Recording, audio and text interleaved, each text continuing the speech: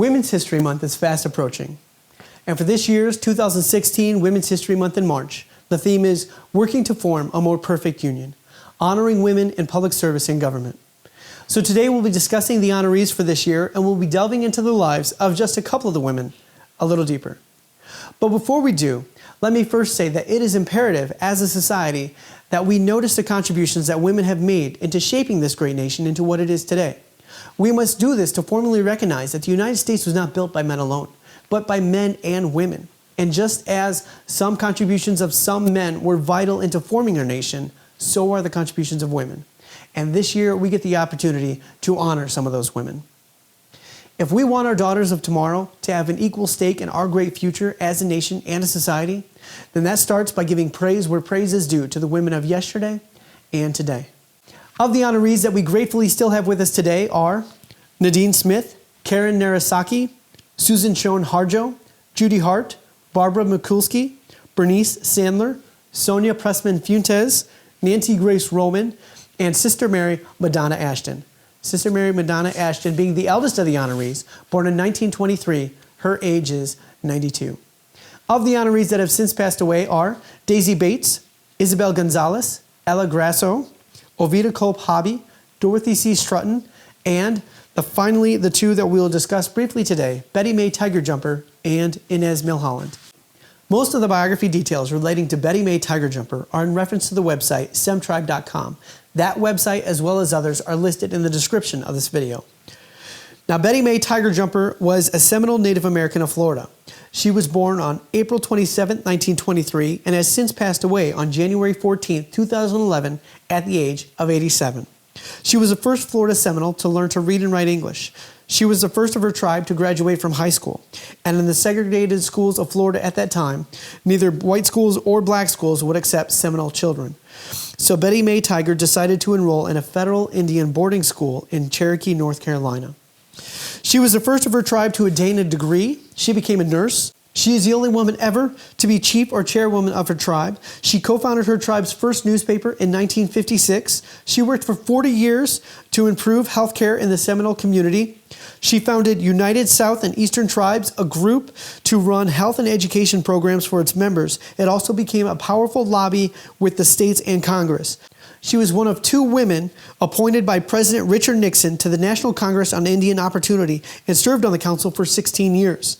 The mission of the council was to encourage and coordinate the rise of federal programs to benefit the American Indian population, appraise the impact and progress of such programs, and to suggest ways to improve the programs to meet the needs and desires of the Indian population.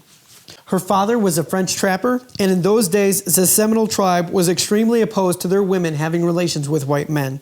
And if such relations occurred, the white men were usually forced to stay away, and the women beaten severely, and their half-breed babies usually killed by the medicine men. And according to a transcript of an interview with Betty Mae in 1999 found at ufdc.ufl.edu, her great-uncle used to actually be a medicine man. But she says her great-uncle had an encounter with a missionary, and she is quoted as saying, "But when he became a Christian, he dropped all that and picked up a Bible. And the Bible said, 'Thou shalt not kill.' And so he followed that and said he wasn't going to kill us. He was going to keep us, even if we were half-breeds." Betty Mae's life is a powerful story of what an unwanted baby, in this case a half-breed, can attain unimaginable achievements if only given the single chance to live and not be killed, despite its being unwanted at the time. Now, interestingly enough, in some ways we have, on the opposite end of the spectrum, Inez Milholland. Most of these biography details regarding Inez Milholland are found at the website vcencyclopedia.vassar.edu. Inez Milholland was born on August 6, 1886, and passed away on November 25, 1916, at the age of 30. She was born in Brooklyn, New York, into a wealthy family. Inez Milholland was a suffragist, labor lawyer, World War I correspondent, and public speaker who greatly influenced the women's movement in America. She learned the importance of human rights from her father, a newspaper editorialist and a reformer with the NCAAP, National Association for the Advancement of Colored People. She was once suspended from her college, Vassar College, for organizing a women's rights meeting. But by the time she graduated Vassar College, she had recruited 2/3 of the student body to join her Votes for Women Club. She famously led the pre-inaugural suffrage parade held in Washington, D.C. on March 3, 1913, labeled the American Joan of Arc. She rode on the front at the procession. of 8,000 participants astride a white horse wearing a flowing white cape. She carried a banner that proclaimed, "Forward out of darkness, leave behind the night. Forward out of error, forward into light," the eventual slogan of the National Women's Party. In 1915, she traveled to Europe as a journalist and correspondent during World War I. Her articles angered the Italian government and they ousted her from their country. Upon her return in 1916 to the U.S., she embarked on a speaking tour of 12 Western suffrage states on behalf of the Congressional Union for Women's Suffrage.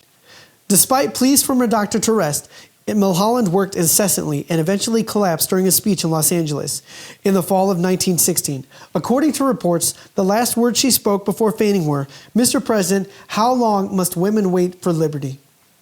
Milholland died of pernicious anemia when she was 30 in 1916.